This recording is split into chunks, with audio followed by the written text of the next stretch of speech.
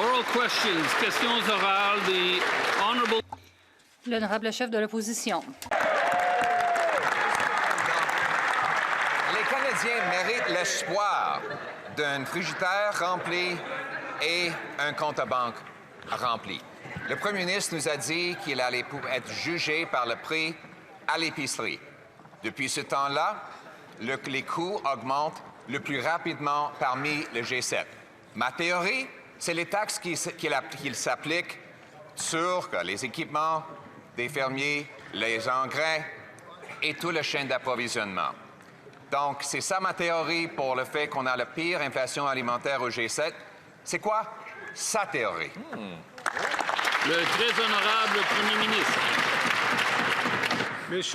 Monsieur le Président, la théorie du membre, le chef de l'opposition, est fausse.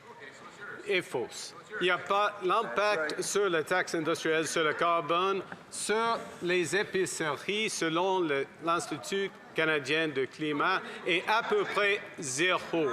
Il n'y a pas d'impôt sur le packaging des dons. Alors, c'est l'impact de la devise canadienne et les tarifs américains. Exactement. The honorable leader... Le chef de l'opposition. Parce que tous les autres pays dans le G7 paient les tarifs. Tous les autres pays dans le G7 ont les effets climatiques. Mais eux, ils ont moins d'inflation alimentaire. Leurs consommateurs ne voient pas des grandes augmentations qu'on voit ici. On a la pire inflation alimentaire parmi le G7.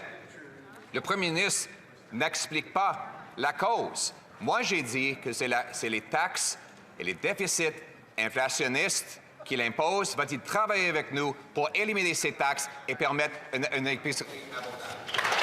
Le très honorable Premier ministre.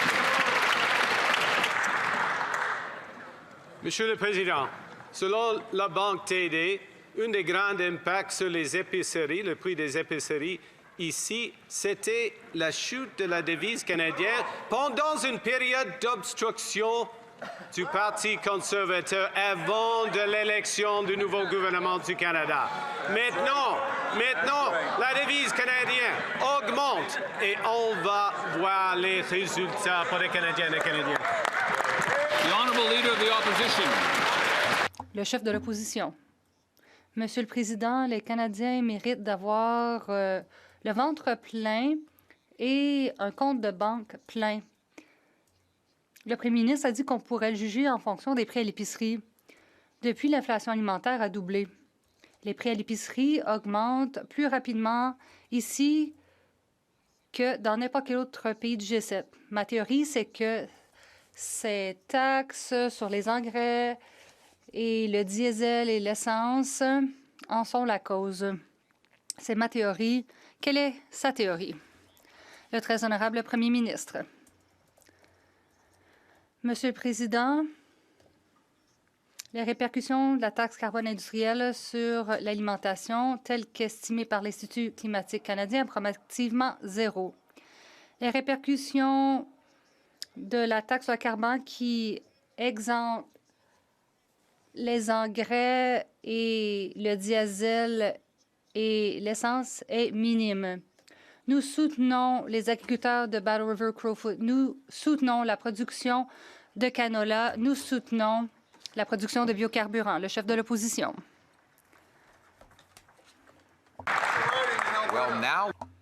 Maintenant, il faudra savoir si le premier ministre dit la vérité ou si le ministère de l'Environnement dit la vérité. Leur document démontre...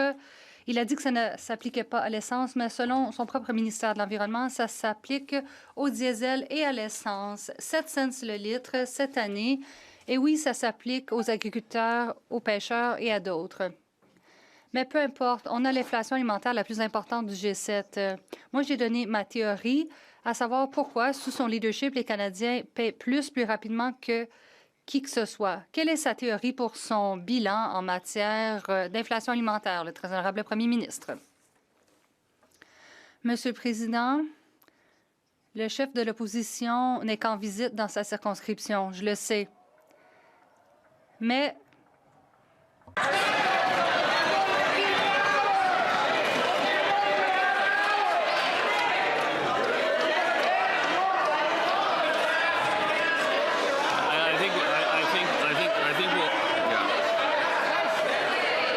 Yeah, I think we'll have. Je pense qu'il faudra recommencer, le très honorable Premier ministre. Monsieur le Président, je sais que le chef de l'opposition n'est qu'en visite dans sa circonscription. Je sais qu'il va se présenter dans une autre circonscription aux prochaines élections. Il devrait passer plus de temps avec les agriculteurs de sa circonscription. Il profite de notre entente commerciale avec la Chine, 7 milliards de dollars de nouvelles exportations. Il profite des mesures sur le biocarburant qui soutiennent le canola, le chef de l'opposition. Mr. Speaker, Monsieur le Président, je sais que le Premier ministre n'est qu'en visite au Canada.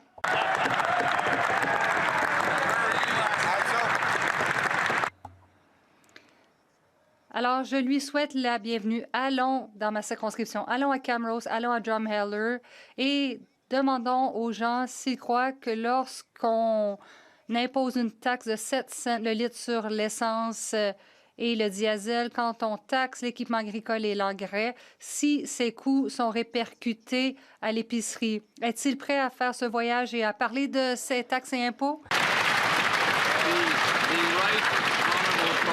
Le très honorable Premier ministre, Monsieur le Président, moi, je suis toujours ravi de retourner dans ma province native de l'Alberta.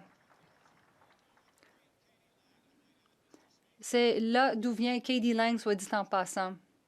Moi, je soutiens toujours les agriculteurs canadiens avec de nouveaux marchés, avec des soutiens pour le biocarburant, avec des exemptions de la surcharge sur les carburants. Nous croyons au Canada. Le chef de l'opposition. Monsieur le Président, la question au départ était de savoir quelle est sa théorie, à savoir pourquoi le Canada, après un an de son leadership, a l'inflation alimentaire la plus élevée du G7. Pourquoi est-ce que les gens voient les prix à l'épicerie augmenter plus rapidement ici au Canada avec son leadership après qu'il ait promis de stabiliser les prix que les gens de n'importe quel autre pays du G7? Moi, j'ai offert ma théorie. J'ai dit que c'était attribuable à ces taxes et impôts. Encore une fois, si ce n'est pas en raison de ces impôts que nous avons ce bilan, alors quelle est la raison? Le très honorable Premier ministre. Monsieur le Président, l'un des effets, c'est la baisse du dollar canadien causée par l'obstruction de l'autre côté. Les Canadiens ont besoin de certitudes en matière d'épicerie grâce à la prestation. On parle de 1 800 $ pour une famille de deux. Nous allons donner aux gens les outils nécessaires pour avoir un meilleur avenir et avoir un Canada plus fort. L'honorable député de Belleuil-Chambly. Monsieur le Président, permettez-moi d'abord de présenter mes respects au premier ministre Harper, qui est à la fois le maître à penser du chef libéral et du chef conservateur. J'aimerais que le premier ministre, en présence de quelqu'un qui a dit avoir été sensible à la réalité du Québec, nous résume ce qu'il connaît et ce qu'il comprend de l'expropriation et du traumatisme infligé aux gens de Mirabel lors de la construction de l'aéroport de Mirabel. Le très honorable Premier ministre. Monsieur le Président, tous mes respects au 22e Premier ministre du Canada, un grand Premier ministre du Canada. Je serai l'honneur dans quelques heures de présenter le dévoilement de son portefeuille.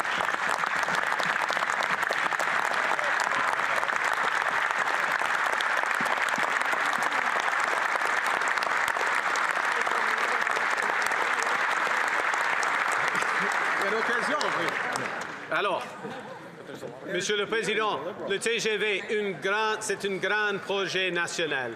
Ce sera un projet national qui va être établi dans une étroite collaboration avec les citoyennes et concitoyens du Québec et de l'Ontario. L'honorable député de Belleuil-Chambly.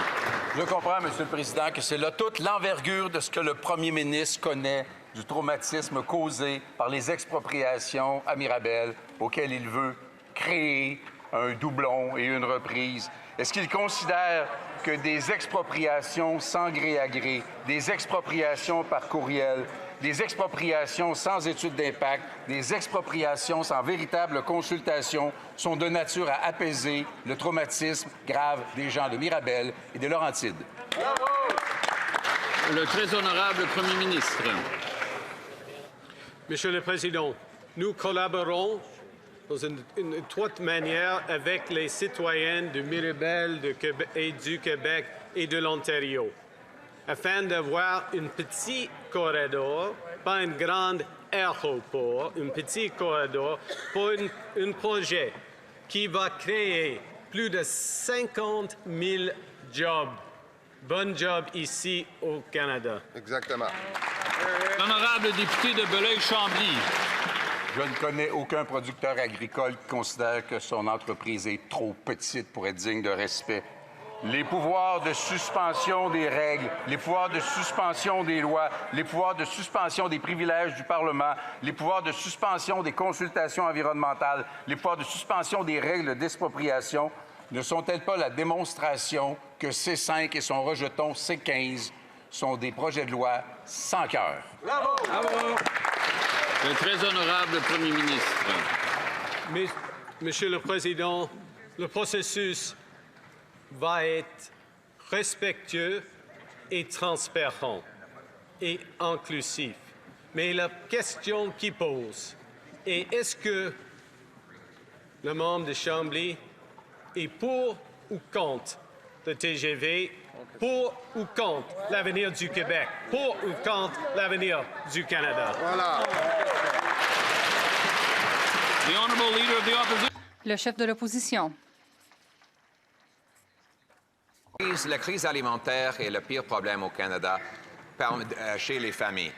Il y a des mères monoparentales mais qui ne savent même pas s'ils vont pouvoir payer leurs factures. J'ai demandé au premier ministre sa théorie, parce que s'il n'est pas capable de diagnostiquer la cause de l'inflation, des hausses de prix, il ne peut pas trouver la solution. La Banque du Canada dit que 2/3 des augmentations sont des effets domestiques. Je lui donne la chance encore, comme grand économiste, de nous dire c'est quoi la cause du pire inflation alimentaire au Canada. Le leader du gouvernement.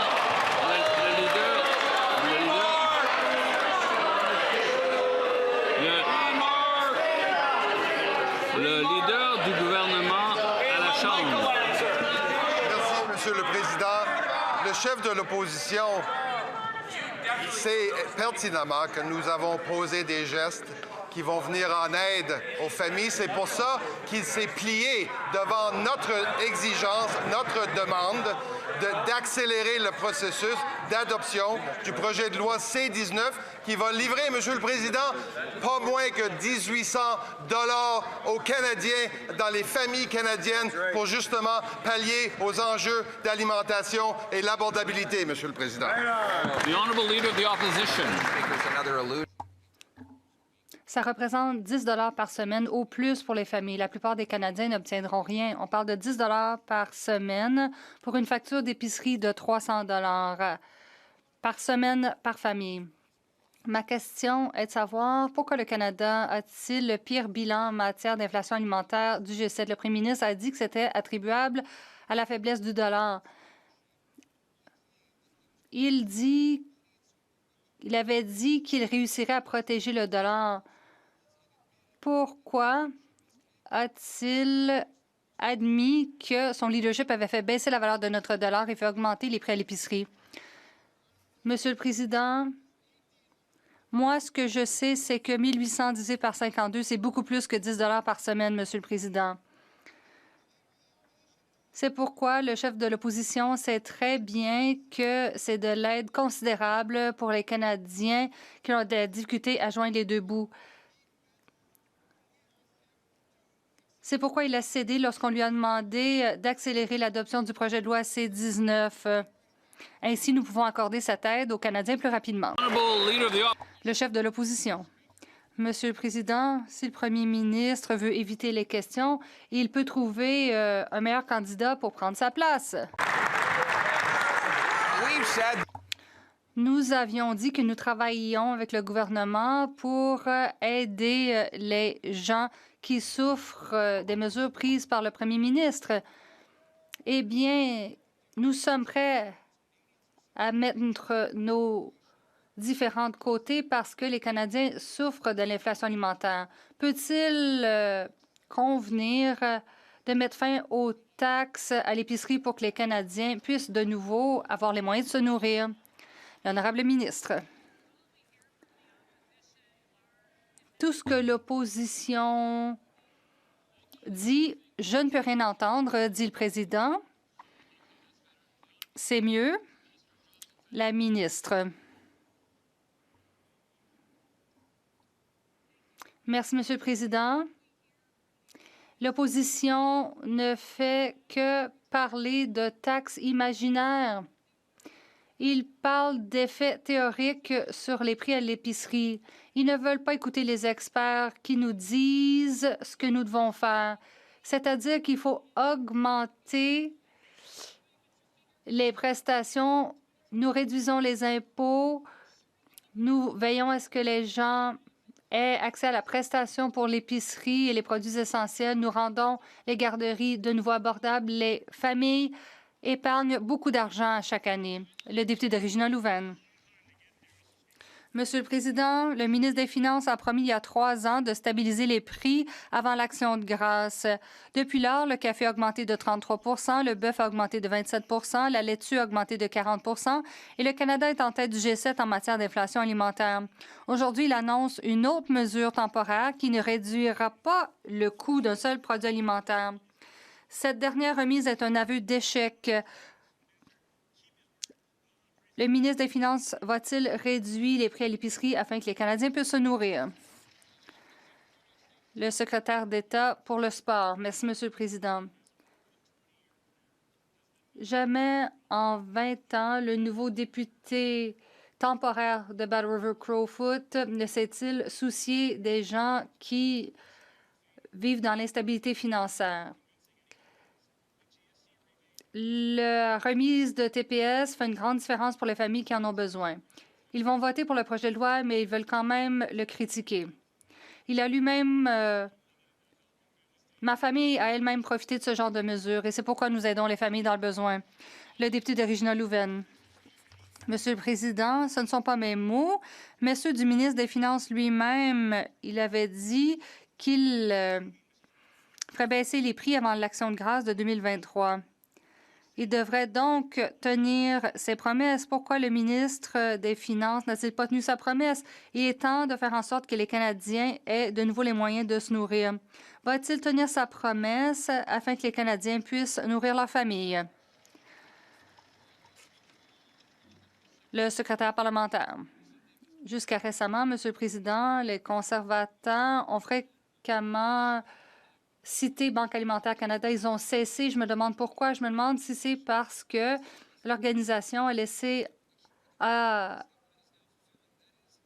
parler de la recommandation que le gouvernement a mise en œuvre, c'est-à-dire offrir une prestation.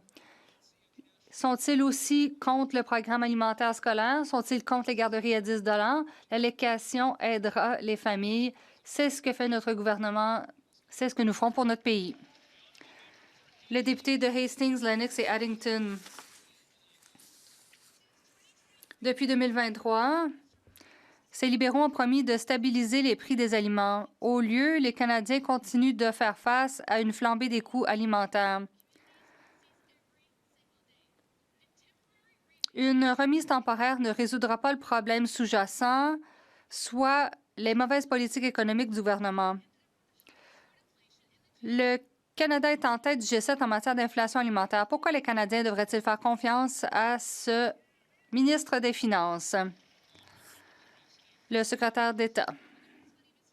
Monsieur le Président, d'un côté, il critique la prestation. D'un autre côté, il se fâche qu'elle ne soit pas offerte à tout le monde. Moi, j'ai reçu des chèques dont je n'avais pas besoin, mais les familles qui en avaient besoin n'en avaient pas autant. Nous veillons à ce que les familles qui ont besoin de l'aide obtiennent cette aide. des aînés recevront 950 $ par année pour payer l'épicerie et la laitue et le café. Ce sont les familles qui ont besoin de cet argent. Voilà contre qui ils travaillent. Pourquoi? La députée de Hastings-Lennox et Addington, Tiendinaga. Le projet de loi C-19 ne va pas réduire les prix à l'épicerie, mais nous n'allons pas bloquer un rabais pour ceux qui sont admissibles. Le prix du lait maternisé, du bœuf et de la laitue ont augmenté. Même le craft dinner et les haricots en boîte coûtent plus cher. Les Canadiens ont besoin de leadership qui donne des résultats. Ça veut dire qu'il faut mettre fin à la taxe carbone et renforcer la concurrence dans le domaine des supermarchés. Quand le gouvernement va-t-il gouverner de façon responsable afin que les Canadiens puissent se payer l'épicerie? L'honorable ministre. Monsieur le Président, parlons d'abordabilité pour une famille de 4. La prestation pour l'épicerie donnera 1 900 $ par semaine. Cette famille peut aussi recevoir l'allocation aux enfants qui donne 7 000 $ par année. Ils épargnent aussi 6 000 $ en garderie. Ils épargnent aussi pour les soins dentaires et le programme alimentaire scolaire. Pourquoi? Parce que nous avons accordé de l'aide aux Canadiens. On parle d'une aide considérable. Cette aide n'existerait pas si les conservateurs étaient au pouvoir. L'honorable député de Shefford. Monsieur le Président, il y a des retraités qui sont privés de leur pension de vieillesse à cause d'erreurs du logiciel Curam. Et la ministre nous répond, donnez-nous leur nom et on va les aider. Monsieur le Président, il y a 500 000 nouveaux demandeurs chaque année. Si on se fie aux chiffres de la ministre hier, chiffres qui changent constamment d'ailleurs, et que c'est vrai que seulement 2 % des dossiers posent problème, bien, ça veut quand même bien dire qu'il y aurait 10 000 retraités qui pourraient être affectés. Quand est-ce qu'elle va les aider au lieu de minimiser leurs problèmes? L'honorable ministre de l'Emploi et du Famille. Oui, Monsieur le Président, il ne s'agit pas d'un projet simple. Le département est en train de moderniser les systèmes qui ont plus de 60 ans pour qu'ils puissent mieux servir plus que 7,5 millions de personnes chaque année. Si les députés d'en face connaissent des cas où des personnes âgées ont des difficultés à accéder à leurs prestations, veuillez me communiquer afin que mon ministère puisse résoudre ces problèmes le plus rapidement possible. Merci. L'honorable député de Shefford. Monsieur le Président, au début, il n'y avait pas de problème avec les pensions selon les libéraux. Ils disaient que c'était une campagne de peur. La semaine d'après, c'était rendu une trentaine de cas, 0,2 % des dossiers. Hier, ça a grimpé à 2 % des demandeurs, ce qui pourrait vouloir dire 10 000 cas.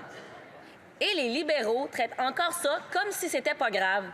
Ce gouvernement-là, il est tellement habitué d'offrir des mauvais services aux citoyens que 10 000 retraités potentiellement privés de pension, c'est pas grave. Pourquoi? Il n'y a jamais rien de grave avec ce gouvernement-là. Honorable Secretary of State. Le secrétaire d'État. Soit déjà de trop. Plus de 98 % de tous les demandeurs ont reçu leur prestation sans délai. Le ministère travaille activement pour régler rapidement tout problème que le client pourrait rencontrer. Nous continuons d'améliorer le processus de versement des prestations. The honorable La députée de Fort McMurray-Cold Lake. Il y a 3 ans, le ministre des Finances a promis aux Canadiens qu'il stabiliserait les prix des denrées alimentaires. Le Canada est aujourd'hui en tête du G7 en matière d'inflation alimentaire. Le prix de la laitue a augmenté de près de 40 %, le café 33 %, le bœuf 27 % et le lait maternisé 13 %. La solution proposée est un remboursement temporaire qui ne s'attaque pas à la cause profonde de la hausse continue des prix des denrées alimentaires et ne fera baisser le coût d'aucun aliment. Pourquoi les Canadiens devraient-ils croire que ce nouveau programme les aidera alors que le dernier a conduit à la plus haute inflation alimentaire du G7? L'honorable ministre. Monsieur le Président, puisqu'on parle d'abordabilité, je sais ce que c'est que de dépenser 2 000 $ par mois pour la garderie. Bonne nouvelle, aujourd'hui, les familles épargnent plus de 16 000 $ par année grâce à nos mesures d'abordabilité. Notre programme de garderie donne aussi aux familles plus de choix.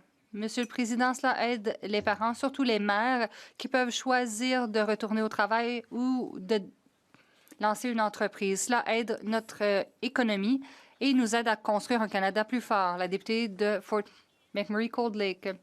Le problème, c'est que les solutions ne fonctionnent pas. Un enfant sur 3 fait la file dans les banques alimentaires. 700 000 enfants ont accès à une banque alimentaire à chaque mois. L'inflation alimentaire est 2 fois plus élevée. Le recours aux banques alimentaires est plus élevé que lorsque le premier ministre est arrivé au pouvoir. La question est simple. Vont-ils écouter les conservateurs, voler nos idées et soutenir notre motion de présenter un plan d'abordabilité éliminant la taxe carbone industrielle, la taxe sur les normes de carburant et qui accroît la concurrence entre les épiceries? L'honorable ministre. Monsieur le Président, il faut qu'ils aient de bonnes idées pour que nous puissions les voler. Mais la députée de Fort McMurray-Cold Lake vient de dire que rien ne fonctionne dans sa province. Eh bien, je peux vous dire que le programme alimentaire scolaire nourrit 58 000 enfants dans sa province. Les parents de sa province épargnent jusqu'à 13 700 $ par enfant, Monsieur le Président, par année, grâce à notre programme de garderie. Plusieurs places ont été créées depuis 2021. De toute évidence, la députée n'a pas parlé aux familles de sa circonscription. The honourable member for Sarnia-Lambton. La députée de Sarnia-Lambton, Bikijwanong. Monsieur le Président, les libéraux avaient promis des prix alimentaires stables, mais les Canadiens ont obtenu le contraire. La laitue a augmenté de 40 le café 33 le bœuf 27 et le Canada est désormais en tête du G7 en matière d'inflation alimentaire. Notre inflation a doublé sous ce gouvernement et elle est 2 fois plus élevée qu'aux États-Unis. Le rabais ne fera pas baisser les prix. 2,2 millions de Canadiens dépendent des banques alimentaires. Vont-ils soutenir notre plan qui vise à supprimer la taxe carbone industrielle et la taxe sur les normes relatives au carburant? L'honorable ministre. Monsieur le Président, je suis préoccupée par la question de la députée. Pourquoi la question ne porte-t-elle pas sur l'annonce importante de la semaine dernière? Il semble leur manquer des détails sur la prestation pour l'épicerie. On parle d'une augmentation de 25 du crédit de TPS pendant 5 ans, un paiement forfaitaire équivalent à 50 cette année et 500 millions pour les perturbations de la chaîne d'approvisionnement. C'est une nouvelle importante et il faut se concentrer sur ce qu'on fait pour les Canadiens. L'honorable député de Terranova, les Péninsules. Monsieur le Président, le Premier ministre a promis de stabiliser les prix des aliments il y a 3 ans. Et au contraire, nous avons la pire inflation alimentaire du G7. Et en fait, les prix ont été multipliés par 2 depuis que le Premier ministre est arrivé au pouvoir. Donc, au lieu de régler le problème, on ajoute une solution temporaire. Et certaines personnes qui en ont le plus besoin n'y seront pas admissibles. Alors, pourquoi ne pas adopter un plan qui rendra le prix des aliments abordable pour tous?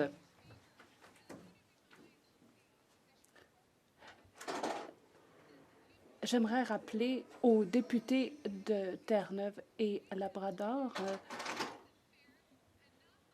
que les commettants de sa circonscription nous disent qu'ils en ont assez de l'obstruction et qu'ils veulent que nous travaillions ensemble. Et il y a des paiements directs qui iront à des familles. C'est important. Alors, s'il vous plaît, travaillez avec nous pour faire ce que veulent les gens de votre circonscription et de votre province. L'honorable député de Vernon Lake Country, Monashi. Les libéraux nous disent que la flambée des prix à l'épicerie est due à des facteurs externes, comme si le coût de la vie augmentait partout. Mais ce n'est pas le cas, Monsieur le Président. Le coût des denrées alimentaires est plus élevé chez nous que presque partout ailleurs dans le G7. Pendant ce temps, le gouvernement impose des taxes sur le carbone et des formalités administratives qui augmentent le coût de l'agriculture, du transport et de la vente des aliments. Alors, la solution qui est proposée, c'est un petit pansement pour de grandes blessures auto-infligées.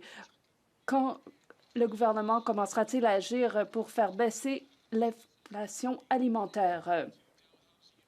L'honorable député, on peut regarder l'indice des prix préparé par l'Université Dalhousie, de même que le rapport de TD où on dit que le changement climatique a un lien avec le prix des aliments. C'est un défi pour ce pays. C'est pourquoi la prestation pour les aliments et pour répondre aux besoins essentiels est si importante. Les conservateurs ont fait preuve d'un esprit de collaboration pour faire passer cette aide financière. Alors, qu'en est-il du budget? C'est ce que les Canadiens souhaitent, c'est ce qu'ils méritent. Monsieur le Président, les récentes agressions de grandes puissances dans l'Arctique ont souligné l'importance de la souveraineté du Groenland et du Danemark.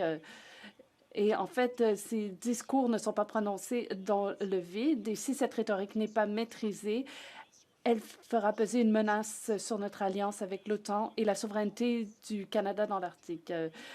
Alors, est-ce que nous travaillons bel et bien avec nos alliés pour protéger l'intégrité territoriale du Groenland et défendre la souveraineté du Canada dans l'Arctique? La ministre, Monsieur le Président, dans les prochains jours, je me rendrai à Nuuk pour rencontrer mes homologues danois et groenlandais. Et je vais réitérer l'importance de la souveraineté, de l'intégrité territoriale et de la coopération entre les États arctiques. Et ici, nous investissons 80 milliards de dollars en défense et en sécurité, y compris la sécurité de l'Arctique, et nous allons bâtir un Canada fort. L'honorable député de Simcoe North. En 2016, 2,3 millions de voitures ont été assemblées au Canada. L'année dernière, ce chiffre était de 1,2 million seulement. Et nouvelle encore plus dévastatrice annoncée récemment, puisque GM mettra à pied 1200 employés. Quand le gouvernement cessera-t-il de dire aux Canadiens que les choses vont s'améliorer? Commencera-t-il à prendre des mesures concrètes pour protéger les travailleurs de l'auto? La ministre, bien sûr, nous sommes de tout cœur avec les travailleurs de l'automobile. Encore une fois, ce matin, j'ai discuté au téléphone avec Vic Fedeli, avec le premier ministre Ford, pour trouver d'autres occasions de favoriser des investissements dans l'industrie automobile ici au pays. Et en fait, il s'agit là de victimes des droits de douane injustifiés imposés par les États-Unis. Travaillons tous de concert en tant qu'équipe Canada. L'honorable député de Simcoe North, bien sûr, vous dénoncez ces tarifs, mais en fait, la ministre a eu 10 ans pour renforcer le secteur de l'automobile avec le gouvernement libéral qui est au pouvoir depuis cette époque. On apprend que le gouvernement va réintroduire des subventions pour l'achat de véhicules électriques. Alors, est-ce qu'on croit que la solution, c'est de donner de l'argent aux contribuables canadiens pour qu'ils achètent des véhicules électriques chinois? La ministre, ce qui est clair pour notre gouvernement, c'est que malgré les droits de douane américains, après 10 ans, nous avons réussi à créer des milliers d'emplois à l'usine Nexar de Windsor. Il s'agit de 3 000 emplois à Windsor et nous avons pu créer 4 000 emplois à St. Thomas dans une circonscription conservatrice. Pourquoi y sont-ils opposés? Travaillons ensemble pour attirer de nouveaux investissements dans le secteur de l'automobile et nous travaillons de concert avec la province de l'Ontario pour élaborer une stratégie pour le secteur de l'auto. L'honorable député d'Oshawa, en 2016, le Canada a assemblé 2,3 millions de voitures. En 2025, ce chiffre est tombé à seulement 1,2 million.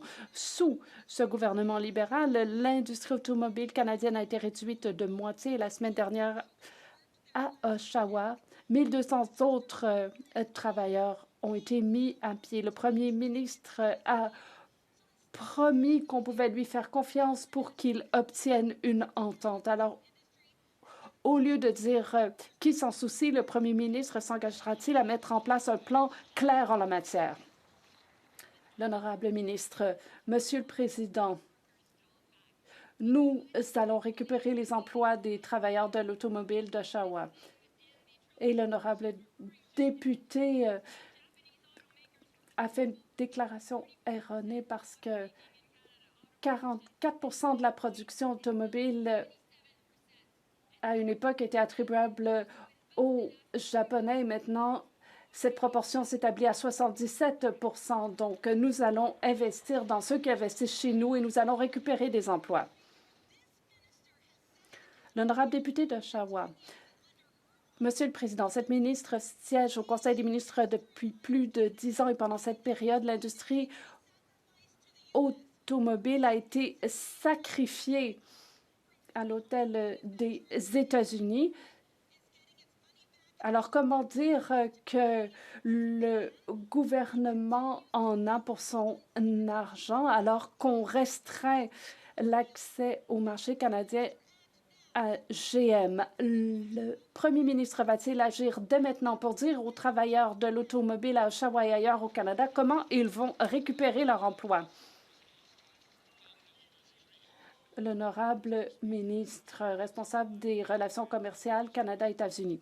Permettez-moi d'ajouter ma voix à celle d'autres collègues pour dire que je suis ravie de voir que l'ancien premier ministre Harper est présent aujourd'hui à Ottawa. J'ai eu l'honneur d'être présent alors qu'il était premier ministre et je suis ravie de le voir en bonne santé et souriant aujourd'hui. Pour ce qui est du soutien à l'industrie automobile, je me souviens alors que j'étais dans l'opposition, le premier ministre Harper a soutenu l'industrie automobile à un moment important de notre histoire et c'est exactement ce que ce gouvernement va continuer de faire, comme l'a fait l'ancien premier ministre à son époque également.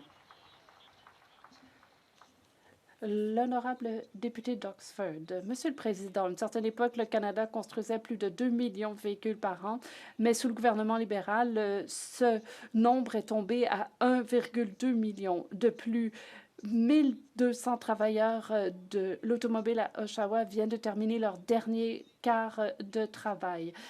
Et les gens sont fortement imposés maintenant et ont du mal à joindre les deux bouts, tandis que l'usine reste à l'arrêt. Après avoir détruit notre industrie automobile, quand les libéraux vont-ils enfin défendre les travailleurs de ce secteur? L'honorable député, j'ai rencontré les gens d'Unifor dans cette circonscription et ce que veulent les gens, ce sont des occasions de participer à la croissance de l'économie et c'est ce que nous faisons.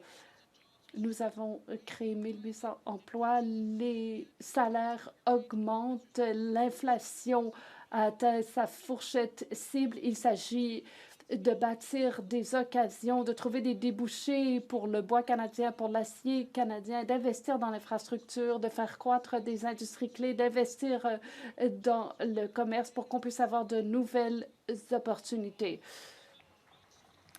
L'honorable député d'Oxford, les travailleurs de l'automobile veulent récupérer leur emploi. Ils travaillent dans ce secteur depuis des générations. Ils sont travaillants. Ils n'ont pas peur du travail. Nous avons besoin de voitures canadiennes, fabriquées avec de l'acier canadien et fabriquées par des travailleurs canadiens. Le gouvernement a promis une entente, a promis de défendre nos emplois, mais il y a des pertes d'emplois dans tout le pays. Combien d'autres travailleurs de l'automobile devront perdre leur emploi avant que ce gouvernement n'accorde la priorité aux emplois? L'honorable secrétaire d'État, nous luttons pour ces travailleurs de l'automobile chaque jour. Je peux vous dire que ces travailleurs veulent que nous travaillions tous ensemble et c'est exactement ce que prévoit le plan du premier ministre Carney. Bon, je crois que le député connaît la règle et a parlé par inadvertance. Monsieur le Président, il y a obstruction par les conservateurs au plan du premier ministre. Ils bloquent des projets, ils retardent des programmes et ils font obstacle à ce que leurs commettants demandent. Nous voulons un avenir audacieux. L'honorable député de Windsor-Tecumseh Lakeshore. Monsieur le Président, 1200 autres travailleurs d'automobile ont perdu leur emploi à Oshawa. Les travailleurs de Brampton attendent toujours que les libéraux réagissent à la perte de 3000 emplois. Windsor prospère grâce à l'industrie automobile. Mais aujourd'hui, nous sommes inquiets pour notre avenir. Les libéraux ont promis de défendre les emplois canadiens, ont promis un accord, mais le gouvernement échoue sur tous ces fronts. Alors, quand les libéraux cesseront-ils de prioriser les séances photos inutiles et obtiendront-ils de vrais résultats? L'honorable ministre, j'annonce à l'opposition que nous sommes actuellement en guerre commerciale et donc il y a des droits de douane injustifiés qui sont imposés et nous luttons pour le maintien des emplois dans l'industrie automobile. Nous avons coupé les taxes et impôts pour des millions de Canadiens. Nous voulons investir dans la défense, bâtir des logements abordables. Voilà comment nous allons lutter pour le Canada. Nous achetons au Canada, nous bâtissons au Canada. C'est ce qu'il devrait essayer. Monsieur le Président, le secteur forestier est très important pour l'économie de tous les Québécois. C'est 57 000 personnes qui travaillent au Québec dans la forêt. Mais malheureusement, Monsieur le Président, les nouvelles sont très mauvaises. Que ce soit sur la Côte-Nord, il y a quelques jours, on a appris la fermeture de la série Domtar-Outarde. Que ce soit en Abitibi, à Amos, on a appris que 100 personnes allaient perdre leur emploi à l'usine Arbec. C'est ça la réalité aujourd'hui. Monsieur le Président, il faut avoir des mesures positives, constructives, avec des vrais résultats. Pourquoi le gouvernement est incapable de donner de vrais bons résultats pour l'économie canadienne? L'honorable ministre de l'Industrie. Il est évident que les gens qui travaillent dans le secteur du bois d'œuvre, de la foresterie, sont impactés par la guerre tarifaire. Et c'est pourquoi nous avons présenté plusieurs mesures importantes et mon collègue, ministre des Ressources naturelles, travaille sur un plan. Mais entre-temps, nous avons des mesures via la BDC, via aussi l'Agence de développement économique régional pour les régions du Québec. J'ai beaucoup de respect pour mon collègue, je l'appellerai même mon ami. Et donc, ça me fait plaisir avec lui de travailler sur des cas en particulier parce qu'au Québec, on doit être là pour nos travailleurs dans le secteur de la forêt. Le député de Louise Saint-Laurent à Kewanrak. J'aimerais aussi dire à la ministre qui, oui, je pourrais peut-être dire c'est mon ami, que malheureusement, les politiques ne fonctionnent pas. Les Québécois veulent des résultats, pas juste des belles paroles. Je rappellerai que son premier ministre a dit qu'elle allait régler les tarifs pour le 21 juillet. 45 de tarifs sur le bois, Monsieur le Président. Vous voulez des idées? En voici. Réduire la bureaucratie, éliminer les lois anti-développement, réduire les taxes industrielles. Allez-vous le faire pour avoir de vrais bons résultats?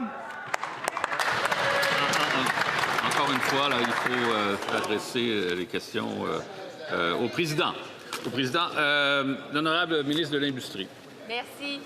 Mon collègue, je l'écoute et sincèrement, nous faisons plusieurs des choses qu'il nous propose déjà, incluant couper la bureaucratie. Mais ce qui me fascine du côté du banc des conservateurs, c'est à quel point on ne dénonce jamais la rhétorique qui sort de la Maison-Blanche. Jamais on va dire que les tarifs sont injustifiables et injustifiés.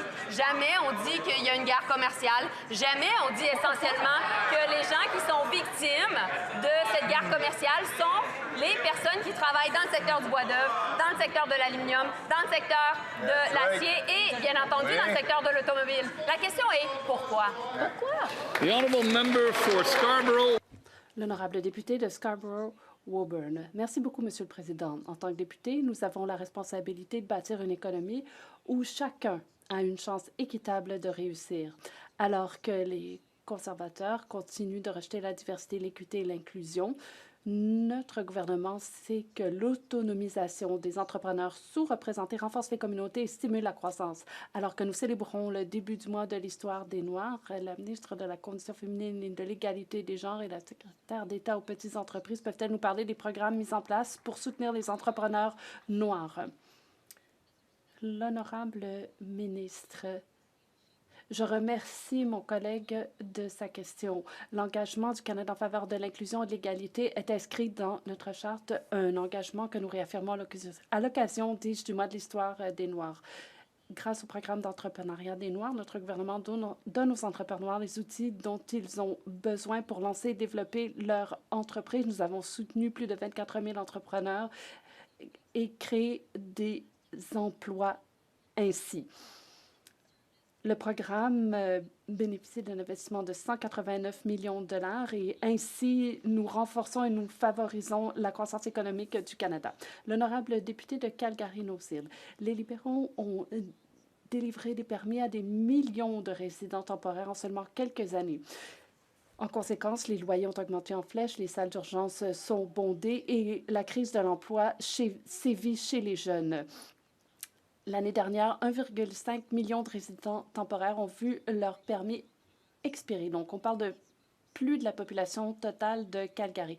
Combien de ces personnes ont effectivement quitté le pays comme l'exige la loi? L'honorable ministre, merci beaucoup, Monsieur le Président. Les Canadiens ont donné un mandat clair à ce gouvernement, c'est-à-dire de modifier notre système d'immigration pour assurer sa durabilité. Donc, il y a eu des modifications, il y a eu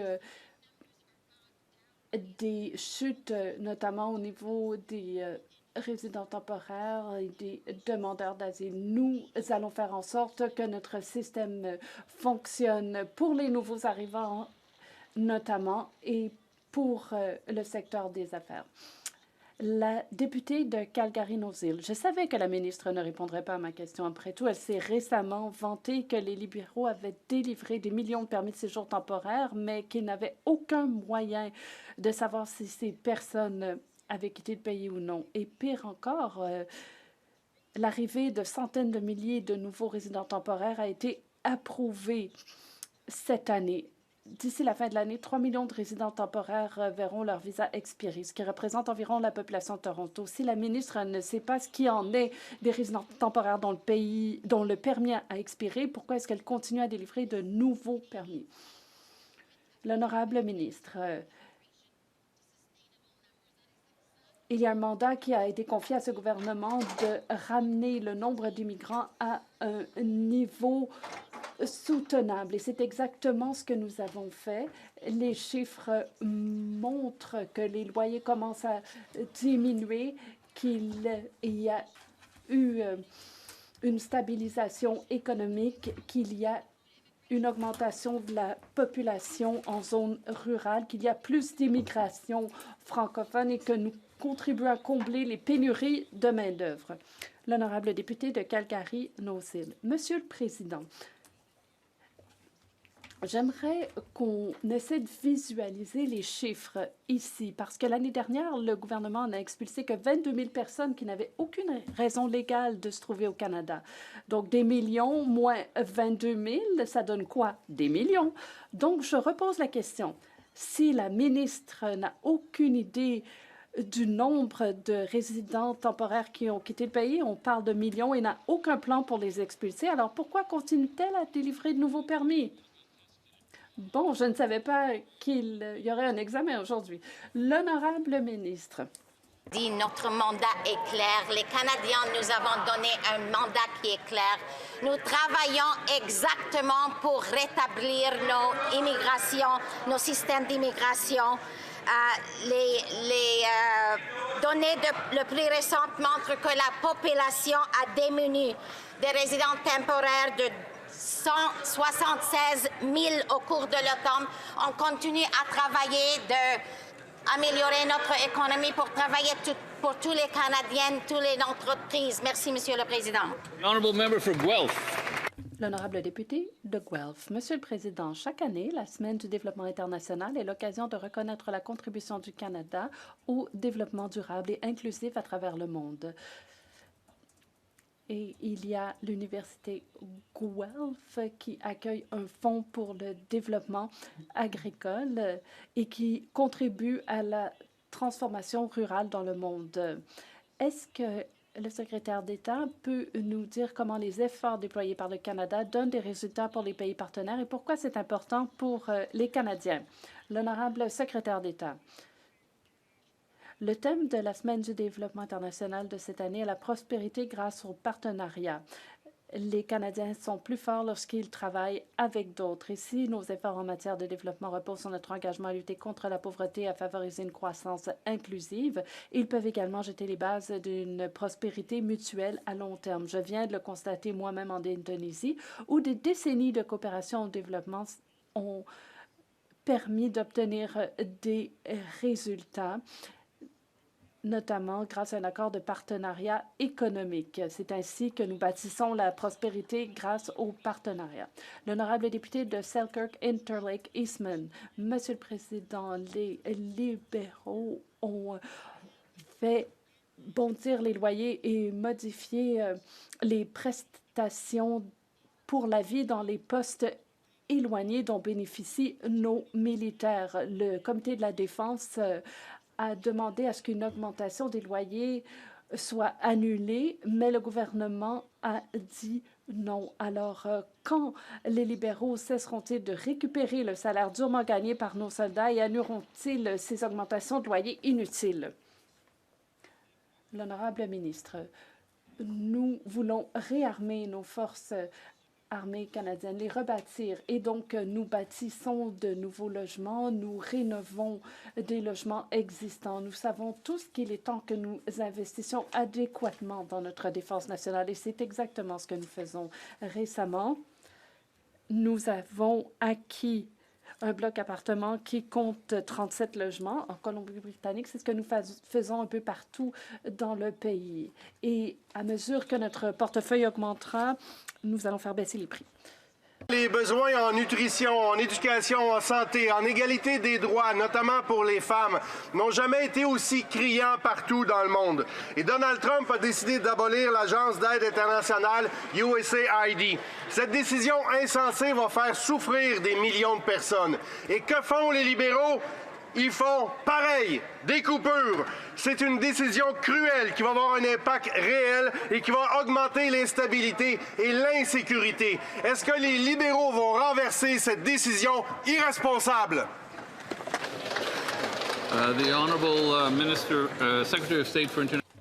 L'honorable secrétaire d'État.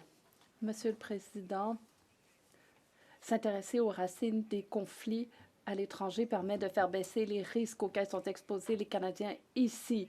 Nous voulons développer de nouveaux partenariats commerciaux, resserrer les liens avec nos alliés, ce qui favorisera notre économie et permettra de bâtir un avenir avec plus de résilience. Ainsi, nous voulons renforcer nos partenariats internationaux et faire en sorte que le monde soit plus stable, en paix et prospère. L'honorable député de Vancouver-Est, il est essentiel d'avoir suffisamment de logements coopératifs, de logements abordables. Et nous avons été choqués d'apprendre qu'il n'y a pas de fonds supplémentaires à cette fin dans le budget de la Société canadienne d'hypothèques et de logements.